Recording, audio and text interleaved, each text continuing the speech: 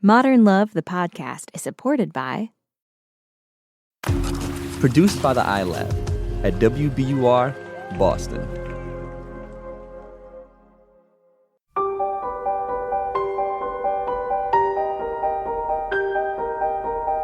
From the New York Times and WBUR Boston, this is Modern Love.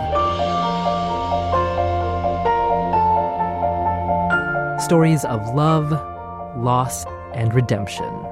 I'm your host, Meghna Chakrabarty.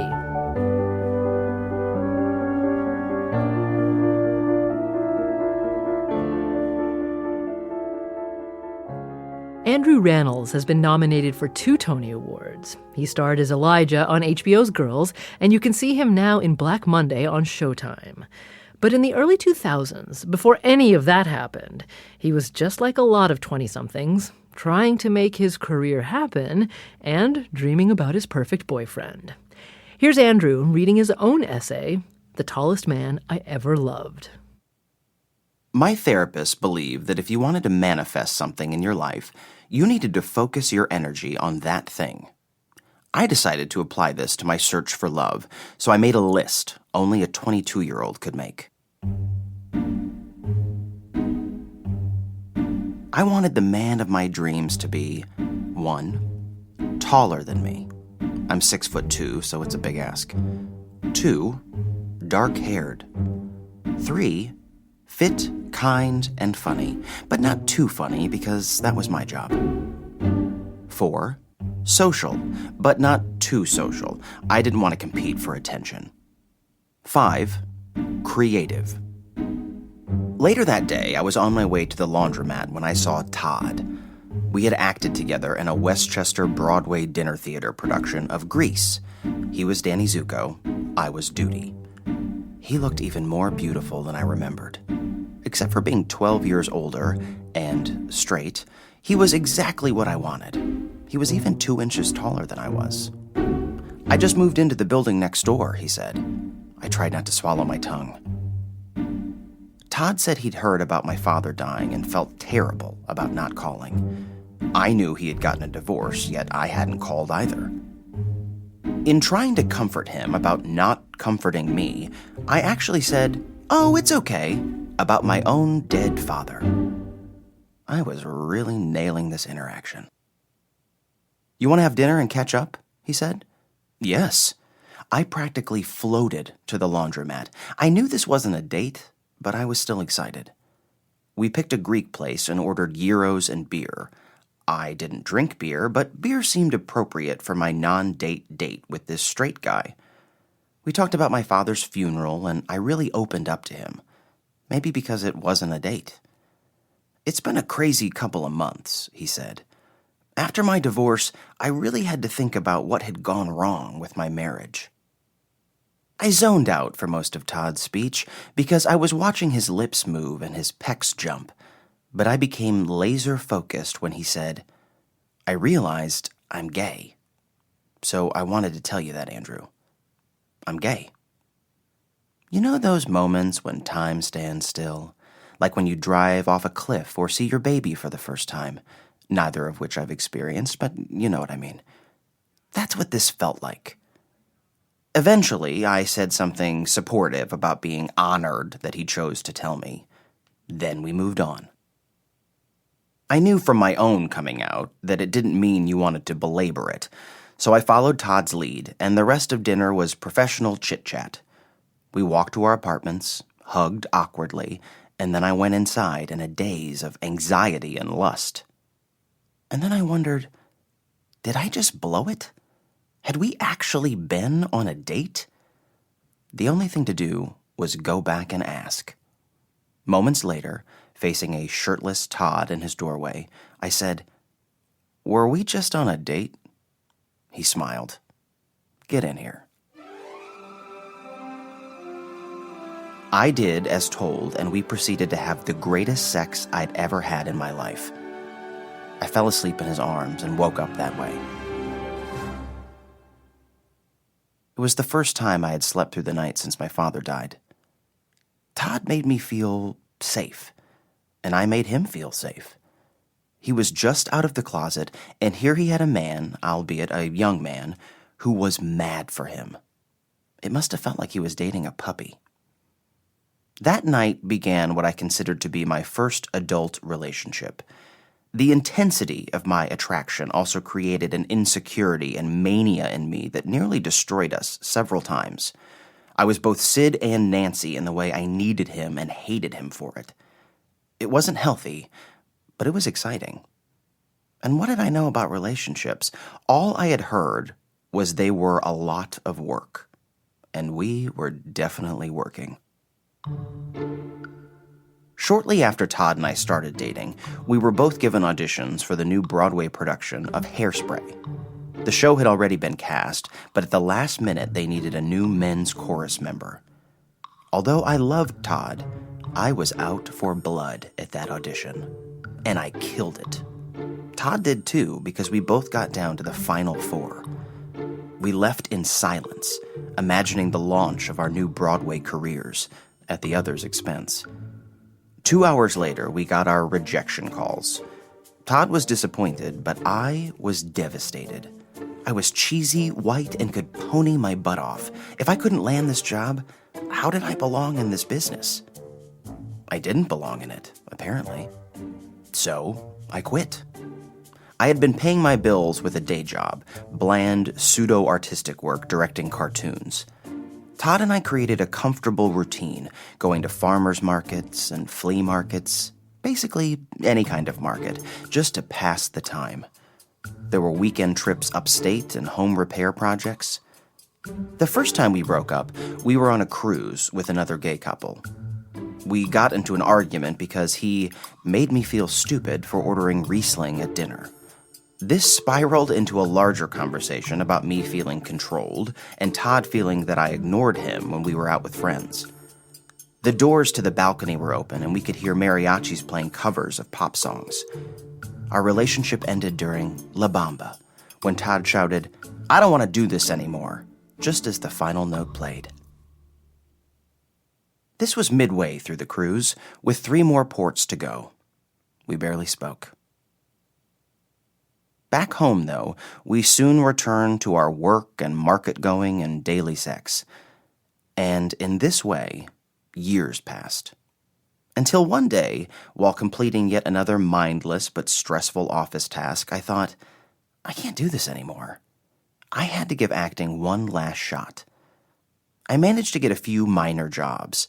Then one morning, I got a call offering a Broadway audition for Hairspray, of all shows. It was the exact role I had auditioned for years earlier. I couldn't do it. The pain and disappointment was just too much to bear. That show was my John Water-shaped white whale taunting me. But I also couldn't not do it. I didn't tell Todd. He hadn't been called in, and I didn't want to upset him. Also, I didn't want to be embarrassed when I didn't get it again. When the time came, I was totally relaxed and did the material exactly as I wanted to. By the time I got back to my building, they had already called saying, I got the job. It was the happiest moment of my life. Todd was inside waiting to have dinner. When I told him, his face tightened. "You beat me," he said. "What?" "You beat me," he said, not warmly. "You got there first." Then he pivoted, hugging and congratulating me, but the damage was done. I hadn't known we were still competing. We muddled through the holidays, a raucous New Year's Eve party. We kissed tentatively at midnight. "Can we leave?" he said. I wanted to stay, but we went home and lay next to each other in silence. I wanted him to be happier for me. I fell asleep formulating the conversation we would have about how hurt I was. I knew it could be sorted out.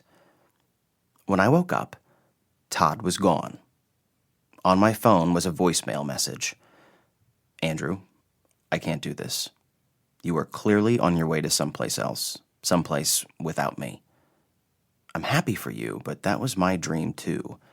I don't think I can watch someone else do it before me. I'm sorry. I love you." It was dark out. I sat on my couch, confused and lonely. He was the tallest man I ever loved, the first item on my list, and I'd lost him. But there was also a voice within me, rising, the voice of my practical, stoic, rural ancestors. They may not have known much about Broadway, but they knew the value of hard work and of getting back up after you were dealt a blow. The voice said, "You left Omaha in the safety of your family, and it led you exactly where you wanted to be. You got it, Andrew, and you deserve it. Now find yourself a plot of land and a good woman and start spreading the family seed." Well, maybe that last sentence didn't quite apply.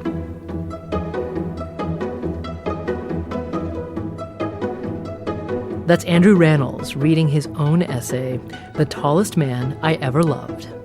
We'll catch up with him after the break.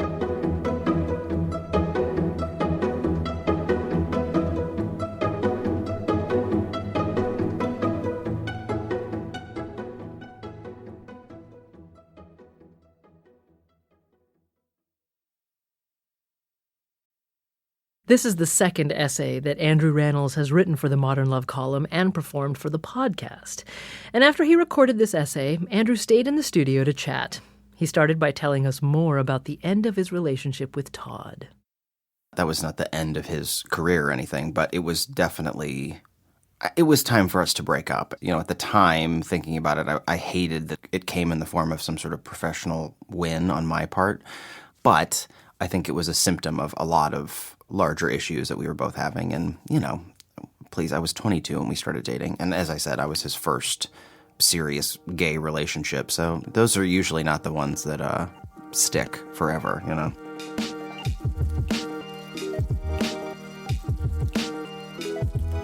Todd and Andrew have both moved on and had other relationships, and Todd is married now. But Andrew says that this wasn't the last time he made a list of qualities he wanted his dream boyfriend to have. The list got more specific, and the guys kept showing up. That was the thing, is I would create these ideas in my mind, and they would appear. And I don't know how that works exactly, or if it was just that I was looking for these specific things and sort of making them happen, or imagining that the person was actually exactly what I thought they were going to be. But I would always leave something important off the list. I mean, not on purpose, but I would realize later, oh, I should have asked for that. So then at every breakup, I would sort of adjust my list and be let's tack that thing on. Until finally I just got to the point where I was I can't, these lists are ridiculous. I need to stop journaling and just focus on, are they a good person? And less on, how tall is he? What color is his hair? Andrew says that in those early years, he was excited to be in New York, but it was also a messy time. I wanted it to be sort of a more scripted, romantic, beautiful transition into moving to New York and getting a job and falling in love. And it was just a little scrappier, and things took a while to kind of cobble together a life and friendships and relationships and a career. Andrew's essay is adapted from his new book of personal essays called Too Much Is Not Enough. He says writing that book made him see his younger self differently. The thing that was, I think, most helpful, even just recently, was sort of forgiving myself and forgiving that guy, that 20-something-year-old version of myself, for having some missteps along the way and for not always, behaving as honorably as I could have or as kindly as I could have. And I think I was, and sometimes remain, to be kind of hard on myself for that. But I was doing my best, and I think that's the big personal takeaway from writing all those essays was just to be a little more forgiving of your young self, because we're all just trying to get it done, Now, about 15 years after his relationship with Todd, Andrew's professional life has taken off, and his personal life is in a good place too. My love life is really great right now. I'm dating someone now. It's very new, but great. And we were friends before we started dating, so that's always a nice sort of safety, because I feel like you can't really pull any punches then. We have to skip that stage where you pretend like, I'm super easygoing. Look how relaxed I am. Like, I can't do that with him because he's seen me spiral out of control. So he knows what he's getting into. You've caught me in new love. So it's I'm feeling very optimistic and very happy at the moment about my love life. That's Andrew Rannells. He starred in Girls and The Book of Mormon, and you can see him now in Black Monday on Showtime. His book is called Too Much Is Not Enough, a memoir of fumbling toward adulthood. More after the break.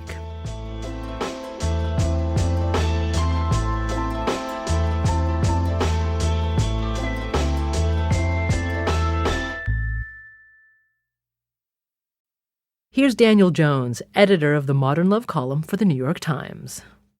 What intrigued me about this essay, beyond the humor and the interesting story of how he got started in his acting career, is this larger idea of competition within relationships, and how in this case it just became such a huge blob sort of between the two of them. And it seems to me that there's so many relationships that are between like-minded people and similar careers. It just happens more and more that people meet at work and they're doing the same thing, and to have one excel in ways that the other person just yearns to and isn't, it's like the relationship can't get past that. It's such a sort of broad problem, and just the way that Andrew got to that with his sense of humor and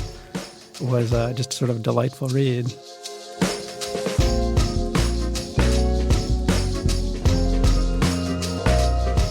Modern Love is a production of the New York Times and WBUR, Boston's NPR station. It's produced, directed, and edited by Caitlin O'Keefe. Original scoring and sound design by Matt Reed. Iris Adler is our executive producer. Daniel Jones is the editor of Modern Love for the New York Times and advisor to the show. Special thanks to Julia Simon, Anya Stremian, and Mia Lee at the New York Times. The idea for the Modern Love podcast was conceived by Lisa Tobin. Additional music courtesy of APM. The Tallest Man I Ever Loved by Andrew Rannells is adapted from Andrew's book, Too Much Is Not Enough, which is available wherever books are sold. And if you love the podcast, rate us or review us on Apple Podcasts and tell a friend to subscribe. I'm Meghna Chakrabarty. See you next week.